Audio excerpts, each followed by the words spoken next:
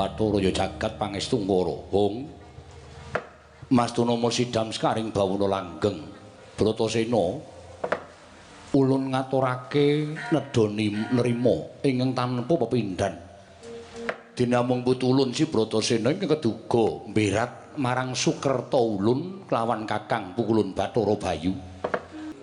Ya, sak banjure Indra lan Bathara Bayu kita ulun sotake dadi yaksa mapan ana ing guna Sigrangga ning Gunung Candramuka. Nganti seprene iki wis tetahunan gone ulun dadi buta, dina samengko wis ruwat mung saka kita Bratasena maragake matur marang panjenengan ulun apa ta ingkang sira upaya. Bathara Indra kedayalan nggonku prapta ing telenging Manati Brasara mapan Gunung Candradimuka mung merga kepengin weruh kang aran Kayugung Susuhing Angin dadi sarana nggonku bakal entruk kawruh kasampurnan lan kawruh panunggal. Jarine Durna bapakku ya guruku, aku bakal nampa kawruh kasampurnan yen to bisa mboyong wujuding Kayugung Susuhing Angin. Indra kakekku Gat Maestungkara Wayaptura jagat. Oh, Mastuna Sidam Skaring Bawana langgeng. Bratasena, Indra kakekku piye? Apa ingkang kuwi kita upaya ning telenging Gunung Candramuka mau sejatine ora ana, ya mung nanging aja pisan-pisan ngluputake kelawan gurumu Begawan Durna sabab ingkang dikarepake dening gurumu Begawan Durna ya kuwi Kayugung Susuhing Angin. Kayu kuwi tegese kajeng utawa karep. Gung kuwi tegese gedhe, susuh angin iku mlebu metu ning napas. Ya sinebut Bajra Herawana. Dadi Kayugung Susuhing Angin iku wujude ora liya amung uripe Werkudara dhewe. Wektu iki jeneng sira adreng kekarepan kita nggone kepengin nempa sarta njaluk wejangan ngelmu kasampurnan. Karep kang gedhe mengkono mau bisane kasembadan kudu binarengan aringing napas, lereming panca indriya lan sumelehing rasa. Munggo iku ing winastan Kayugung Susuhing Angin kulub Wijasena. Permara remangus wong yo ngambreng lan sumurupa nggih. Aja pisan-pisan kita ngluputake kelawan Begawan Durna nanging malah wektu dina iki kita baliya nyuwun marang Begawan Durna sejatine apa ingkang winastan kasampurnan utawa ngelmu kasampurnan. Wah, iya ngestoke dawuh.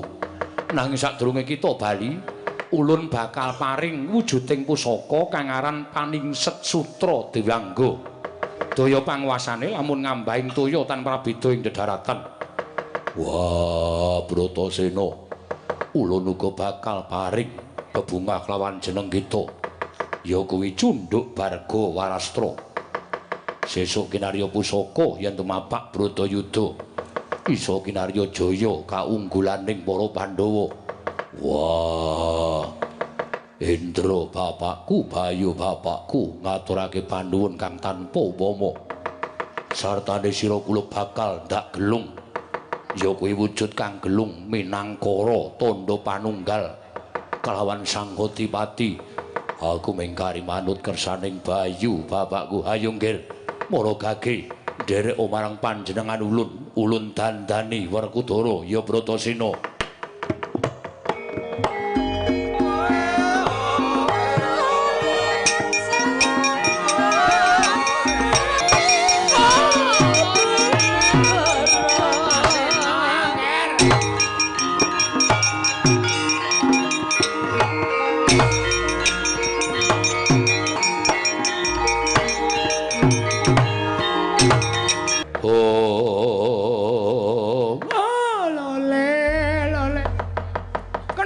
Gembal manyar-manyar duk neng dungkul wana dadi alas-alas dadi wana. Bratasena, Bratasena melang-melang penggaling pun bapa kaya ninggal sejapang nang tepining Balumbang. Ning bareng kowe prapta ning Sokalima biar padhang trawangan kaya lumaku ing wanci peteng kepapak obor sastra. Atine wong tuwa ya, Nger. Coba aku tak ngerti. Kayugung Susuhing Angin ndi, Nger? Kinarya syarat srana nggonku bakal mejang kawruh kasampurnan. Kayugung Susuhing Angin tak goleki menyang Alastik Brasara Gunung Candramuka sartaning guwa Sigrangga ora ana. Aku ketemu karo buta loro. Jenenge Rukmuka lan Rukmakala bareng tak pateni ilang wujuding buta dadi dewa. Loh, dadi dewa? Iya. Tumruning Bathara Indra lan Bathara Bayu. Aku takon karo Bathara Indra apa dene Bathara Bayu. Kayugung susuhe angin kuwi jan-jane minangka dadi pasemon. Pasemon piye? Kayu kuwi kajem utawa karep. Gung kuwi tegese gedhe, susuh angin kuwi mlebu metuning napas. Ya sinebut Bajra Irawana. Kayugung susuhe angin iku wujude ora liya amung uripe Werkudara dhewe.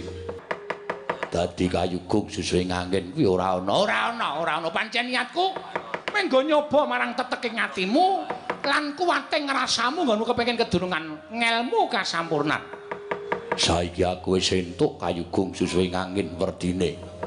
Mula aku njaluk Durna bapakku Medarna kawruh kasampurnan. Kose, aja kesusu. Merga ora mung kayugung susuhe angin sing dadi syarat. Iki jebul aku napa sasmitaning dewa yen kowe kudu golek syarat siji meneh. Syarat apa meneh? Ya kuwi syarat kang aran Tirta Pawitra Mahning Suci. Utawa Tirta Pawitra di Mahning Suci. Wah, isih kurang syarate kurang. Kang Tirta Pawitra Mahning Suci. Papane ning endi? Iki abot Werkudara. Iki abot ya Bratasena. Nek kira-kira kowe ora kuat ora usah. Kowe bali ya ana ing kasatriyan. Ora usah njaluk kawruh kasampurnan merga iki abot tenan. Werkudara ora saben wong iso ngerti. Wah, nadyan abot dikaya ngapa aku sagu. Mergo adreng nggonku kepengin entuk kawruh kasampurnan. Kowe wani tenan? Wani. Ora wedi? Ora. Aja kok lara nadyan tekaning pati anggur boyo prapteng lampus yen ora kedunungan ilmu kasampurnan. Bakal tak entrengake patine Werkudara. Oh, pancen bocah yen pengawak waja iki kaya ngono kuwi. Ora kena tindakake. Ya wis to.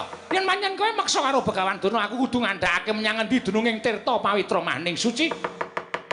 Kowe kudu golek syarat siji meneh ya kuwi Tirta Pawitra Mahning Suci ning papane ana ing telenging samudra Werkudara.